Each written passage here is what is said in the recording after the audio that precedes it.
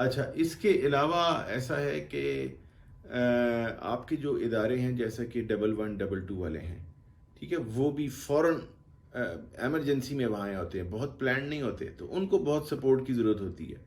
कश्ती ट्रक से उतारनी है, चढ़ानी है, खाने का क्या होगा, रहने का क्या होगा, मच्छर काटेंगे तो क्या होगा, सर पे पहनने के लिए टोपी है या नहीं, कोई सनबर्न हो जाएगा, स्किन जल जाएगी, बुखार हो जाएगा। अगर सपोर्ट करने वाले बीमार हो गए तो वो उन फैक्ट्रीज से ज़्यादा इंपॉर्टेंट हो जाते हैं। उनको बीमार नहीं होने देना और आपने अपने आप को भी नहीं बीमार होने देना, बिकॉज आप आगे 100 बंदों का वसीला बने हुए हैं। तो आपकी जो है हेल्थ उस वक्त ज़्यादा इंपॉर्टेंट है उन लोगों से। तो अपने आप को आपने स्ट्रांग रखना है, सेहतमंद रखना है, ताकि बाकी लोगों की आप पूरी मदद कर सकें। इसके अलावा हम चूंकि मम्मी डैडी हो गए होते हैं तो हमें तो हमारी सनबर्न तो फ़ौरन हो जाती है।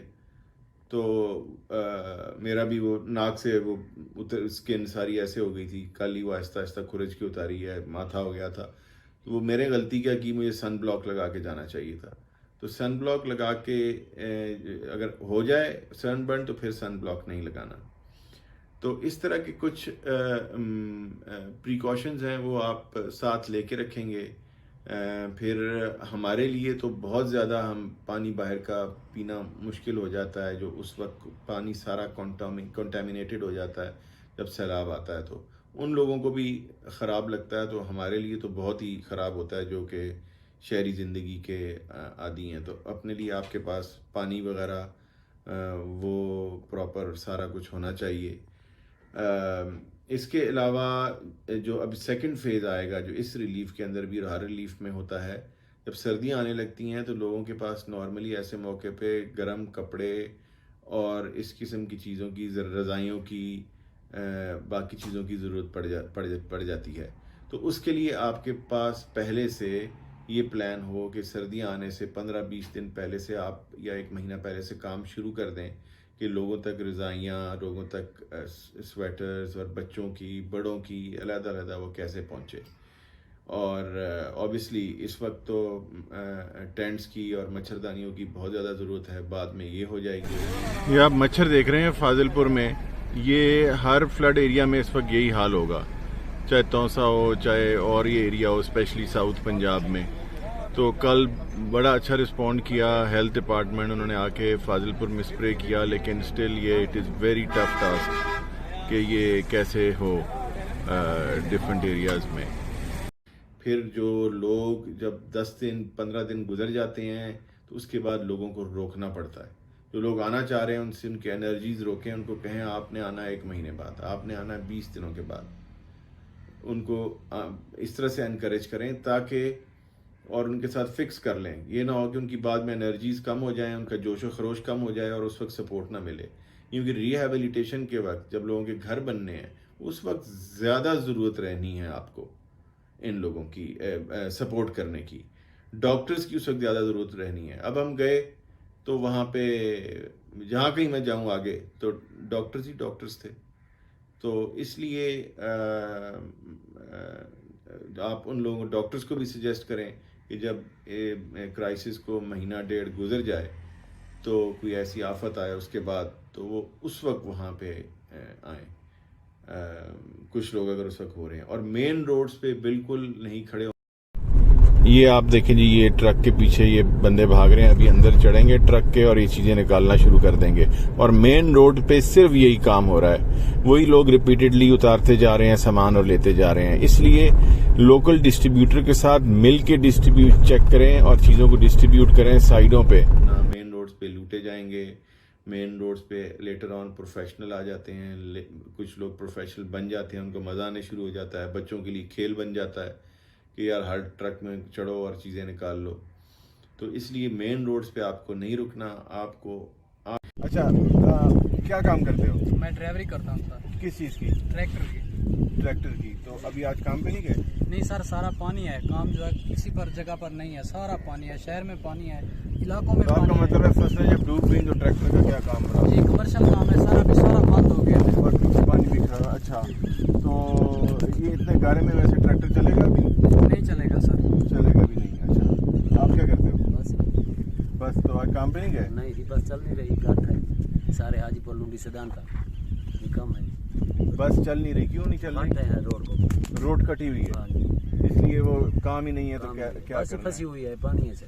अच्छा, ओके ओके। तुम क्या करते हो? मैं भी ड्राइवरी करता हूँ। तुम भी ड्राइवर? तुम लोग सारे ड्राइवर जी, हो? जी। तो क्या चलाते हो? ट्रैक्टर चलाता हूँ। ट्रैक्टर। तो फिर तुम्हारा भी यही मसला कि वो काम नहीं है। ठीक है।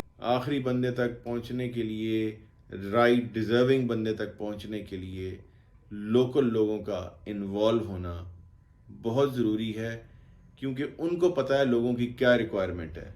लेट से एक एरिया है, वहाँ के लोग यूज टू नहर से पानी पीने के लिए, और उनकी ज़रूरत उस वक्त आटा है, और मैं उनके लिए उस वक्त पानी ले जाऊं जो उनकी ज़रूरत ही नहीं है, तो उनके पास नहर चल रही है, वो यूज टू हैं, तो वो कहेंगे यार ये क्या, ये मिनरल वाटर की बोतल ले आए हैं, तो I do not have any problem of water, मुझे तो चाहिए, मुझे तो पानी की ज़रूरत नहीं है, मुझे तो इस वक्त आटे की ज़रूरत है। तो इसलिए लोकल लोग ये आपको प्रॉपर फीडबैक देते हैं। बहुत से लोग गैस के सिलेंडर लेके जा रहे थे जब ये क्राइसिस पे मतलब उसके बाद ड्राई मौसम शुरू हो गया था, तो धूप निकल आई थी, लकड़ियाँ सूख गई थी, लोग ऑलरेडी वहाँ पे लकड़ियों से ही खाना बनाते हैं, तो वो है। फिर दूसरी बात ये है कि ये सैलाब जहाँ आते हैं वहाँ पे लोगों ने ज़मीन पे, दरियाई ज़मीन पे रह रहे होते हैं, तो उन लोगों को इनकरेज ना करें, बल्कि उनको इनकरेज करें कि जी आप अगर दरियाई ज़मीन से ऊपर आते हैं तो हम आपको घर का एक कमरा बना के देते हैं, या आपको एक कमरा बना के देते हैं। नॉर्मली लोग रिहैबिलिटेशन में ईंटें में और ये वो सारी कुछ कॉस्ट में डाल रहे होते हैं, हालांकि ईंटें तो रीयूज़ हो जाती हैं। आपको वहाँ पे, ताकि ज़्यादा से ज़्यादा लोगों को आप सपोर्ट कर सकें, तो आप उनको सीमेंट देंगे, रेत देंगे, बजरी देंगे।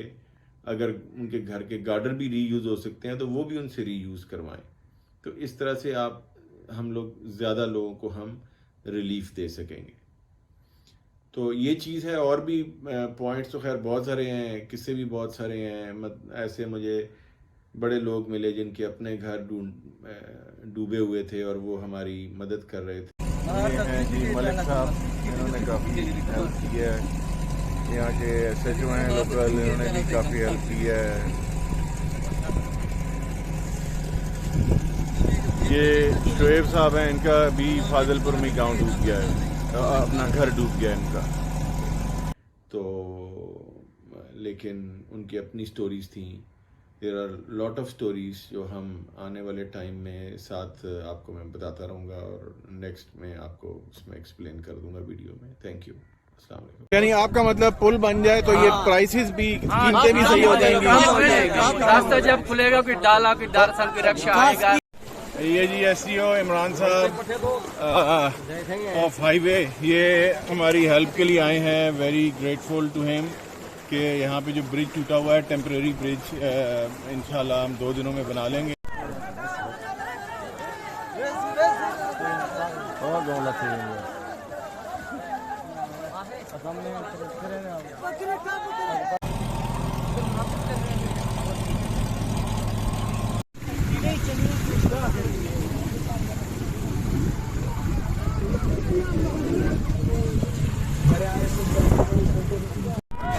अच्छा, आप किस गांव से हैं? सर चाकलसे से हैं हम सर, हमारा चाकलसा पूरा मिसमार। कहाँ? इधर पीछे? पीछे पीछे यहाँ से तकरीबन 2-3 किलोमीटर। 2-3 तो किलोमीटर। इस पानी के बाद ये खुश्की है और उसके पीछे ये जो पुल टूटा हुआ है, फिर एक और जी हो उसके आगे थोड़ा सर 1 किलोमीटर सर, फिर दोबारा पानी है। जी जी सर, 4 दिन से भूखे बैठे हैं सर, ना कोई खाना आया है, ना किसी ने कोई खर्चा दिया है सर। कश्ते वाले उठाते नहीं आए। 2 से 300 रुपए किलो सर आलू मिल रहे हैं, जो वो ही गले सड़े सर, माल भी नहीं खाता। 7 बजे से आलू लिए हैं सर फाजिलपुर से, लेकिन अभी खड़े हैं, कश्ती वाले पैर नहीं पहुंचाते।